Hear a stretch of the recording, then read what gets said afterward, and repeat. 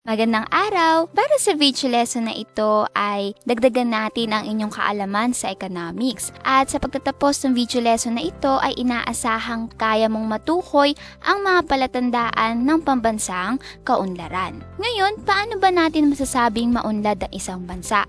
Siguro ang nasa isip nyo ay kapag may mga matataas na gusali, kapag may mga magagandang tulay o kalsada, at kapag mataas ang pinoproduce na mga produkto at serbisyo. Ngunit mali ang ganitong ideya dahil hindi lamang ito ang batayan upang matukoy natin ang pambansang kaunlaran. Ngayon, talakayin muna natin ang kahulugan ng pambansang kaunlaran.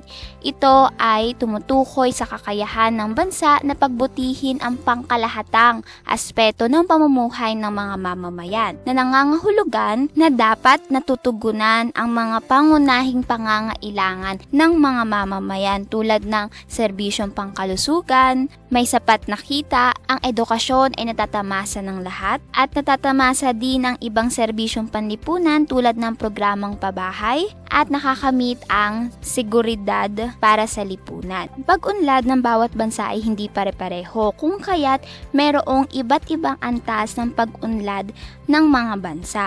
Ang unang antas ay ang developed countries o ito ang mga bansang may maunlad na ekonomiya at mataas ang standard of living kung saan ang pangangailangan sa serbisyong panlipunan ay higit na nakakamit ng maraming mamamayan.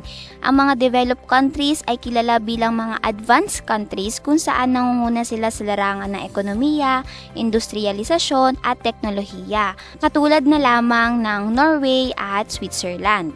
Ang ikalawang antas ay ang developing countries. Ito ang mga bansa na masigla ang ekonomiya ngunit marami sa kanang mamamayan ang nakararanas pa rin ng kahirapan. Ito ang mga bansang kinakailangan pang paunlarin ang panlipunang kalagayan ng mga mamamayan bukod sa pagpapaunlad nito sa larangan ng kanilang ekonomiya. Ang halimbawa nito ay ang Pilipinas at Indonesia. At ang ikatlo ay ang least developing countries. Ito ang mga bansang mabagal ang pag-unlad ng kanilang ekonomiya at may mababang antas ng pamumuhay. Ang mga bansang ito ay marami ang hindi nakatatamasa ng ligtas at malusog na pamumuhay, mababa ang kita ng mga mamamayan, maraming hindi nakapag-aaral, maraming nagkakasakit, at marami ang nakararanas ng kahirapan. Halimbawa na lamang ng Haiti at Yemen. Ngayon, ano ang indikasyon upang matukoy ang kaunlaran ng isang bansa? Gumagamit ng panukat na HDI o Human Development Index. Ito ay isang ulat estadistika na tumutukoy kung bumubuti ang kalagayan ng buhay ng mga mamamayan ng isang bansa. Ito ay may layunin na ipokus ang intensyon ng pagpapaunlad ng mga bansa hindi lamang sa aspeto ng ekonomikal, kung hindi higit lalo sa pagtuon ng pagpapatupad ng mga polisiyang mag-aangat ng kalidad ng buhay ng mga mamamayan. Ngayon, ang HDI ay mayroong tatlong dimensyon. Una ay mahaba at malusog na buhay o long and healthy life, kaalaman o knowledge, pamantayan ng pamumuhay o standard of living. Ito ay 2019 na datos na naitala noong 2020 ng United Nations Development Program. Ito ang mga bansa na nangunguna sa may pinakamatataas na HDI sa buong mundo. At ang Pilipinas ay nasa 107 na bansa na may pinakamataas na HDI. Yun ay isa-isahin natin ang dimensyon ng HDI upang lubos nating maunawaan kung bakit nasa ika-107 na bansa ang Pilipinas. Ang unang dimensyon ay ang mahaba at malusog na buhay. Ito ay nasusukat sa pamamagitan ng life expectancy. Ang life expectancy, ito ang edad na kung saan kalimitang itinatagal na isang mamamayan. Ayon sa datos ng UN, ang average na edad na inaasahang buhay ng mga mamamayan sa Norway ay 82.4 years at samantalang sa Pilipinas ay 71.2 years lamang. Ang ikalawang panukat ng kahabaan ng buhay ay ang mortality rate. Ito Ito ang bilang ng mga taong namamatay sa partikular na populasyon. Maraming uri ng mortality rate, ngunit ang kadalasang sinusukat ang adult at infant rate. Ang adult mortality rate, ito ang bilang ng mga namamatay mula sa 15 taong gulang pataas. Ang infant mortality rate naman, ito ang bilang ng mga namamatay na sanggol na wala pang 1 taon. Ang infant mortality rate o bilang ng mga namamatay na sanggol sa kada 1,000 sanggol sa Norway ay 2 lamang. At sa Pilipinas ay 22. Ang adult mortality rate o bilang ng namamatay na nasa edad 15 pataas sa kada 1,000 na tao sa Norway ay 39 para sa kababaihan at 62 para sa kalalakihan. Samantalang sa Pilipinas, sa kada 1,000 babae ay 131 at sa kada 1,000 lalaki ay 235 naman ang namamatay. Ngayon, bakit ang life expectancy at birth at mortality rate ang ilang basehan para sa haba at lusog ng buhay? Dahil kung natutugunan ang pangangailangang kalusugan ng lahat ng mga mamamayan, ay mas matagal ang kanilang buhay at kaunti lamang ang mga mamamatay. Ang ikalawang dimensyon ay ang kaalaman o knowledge. Ito ay nasusukat sa pamamagitan ng mean years of schooling. Ito ang bilang ng taon na ginugugol sa paaralan ng mga taong may edad 25 pataas. Ayon sa datos ng UN, ang bilang ng taon na nararating ng karamihan sa mga mamamayan na nasa edad 25 pataas sa bansang Norway ay 12.9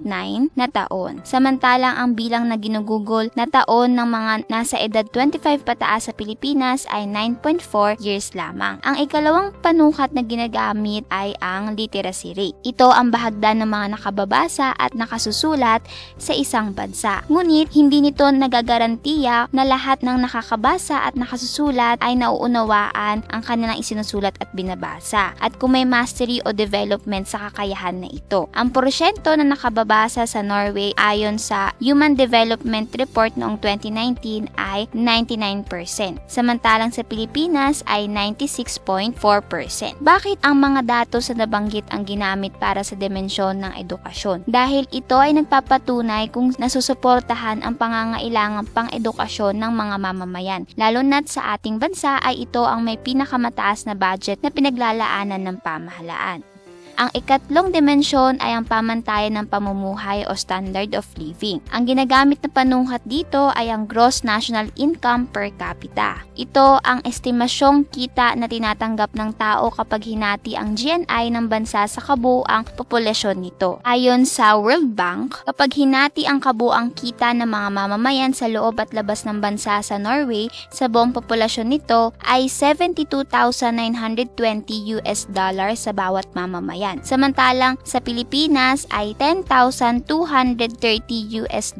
Kung susuriin ay mas mataas ang GNI per capita ng Norway dahil na rin mas maliit ang kanilang populasyon kumpara sa populasyon ng Pilipinas. Ang Norway ay may halos 6 na milyon lamang na populasyon, samantalang ang Pilipinas ay halos 109 na milyon na populasyon. Ngayon, bakit kailangan hatiin ang kabuuang kita na tinatanggap ng bansa sa lahat ng mamamayan nito? Upang matukoy kung ang kita ng isang bansa ay sapat nga ba para matugunan ang pangangailangan ng bawat mamamayan. Kung iilan lamang ang pinagbabatayan sa pagsukat ng Human Development Index, bakit marami pa ring mga bansa ang mabagal ang pag-unlad? Dahil maraming balakid ang nakakaapekto sa pag-unlad ng isang bansa. Una na rito ay ang paglaki ng populasyon. Bagamat nagmumula rito ang lakas paggawa at demand ng mamimili na kailangan ng ekonomiya, may tuturing na kapag malaki ang populasyon, malaki rin ang pangangailangan na dapat tugunan. Kung kaya't mahalaga na makontrol ang dami ng populasyon ng isang bansa upang ang limitadong resources ay mapagkasya, dahil kapag ito ay nagkulang, maaari itong magdulot ng kahirapan. Ito ang estado ng populasyon ng Pilipinas sa ngayon. Ang ikalawang balakid ay ang kakulangan sa lakas paggawa. Mabagal ang pag-unlad ng isang ekonomiya kung kulang ang manggagawa, dahil maaring konti lamang ang maiproduce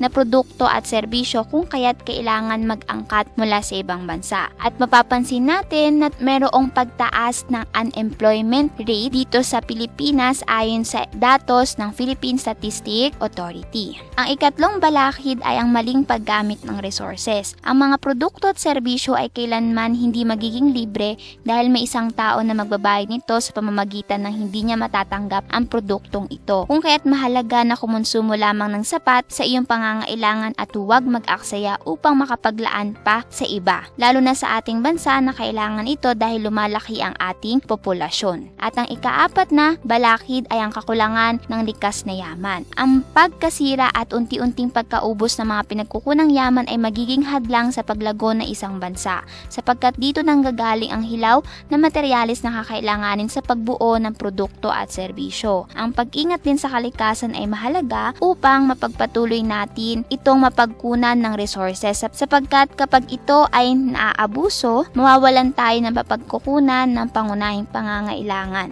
Ang sumunod na balakid ay ang banta sa seguridad. Ang paglaganap na epidemya, kalamidad, kaguluhan, digmaan at pagtaas ng krimen ay maapektuhan nito ang kalagayang panlipunan at pang-ekonomiya ng mga mamamayan. Tulad na lamang ng krisis na nararanasan ng ating bansa ngayon. Ito ay labis na makakaapekto sa kalagayang panlipunan ng maraming Pilipino. Tandaan, lahat ng mga mamamayan ay makatutulong sa pag-unlad ng bansa. Kahit sa simpleng pagbili mo ng sapat lamang sa iyong pangangailangan ay makapagtitira ka para sa iba. Dahil dito, nagsisimula ka ng isipin ang kapakanan ng iba higit sa iyong sarili, kung saan ito ang kinakailangan ng ating bansa. At higit na mahalagang magpatupad ang pamahalaan ng mga programang makapagtataas ng pangkabuang aspeto ng pamumuhay ng mga mamamayan. Kung may katanungan tungkol sa ating paksa ay huwag mahiyang ibahagi yan sa Kuiper o sa Messenger. Dito nagtatapos ang ating paksa. Maraming salamat, hanggang sa muli!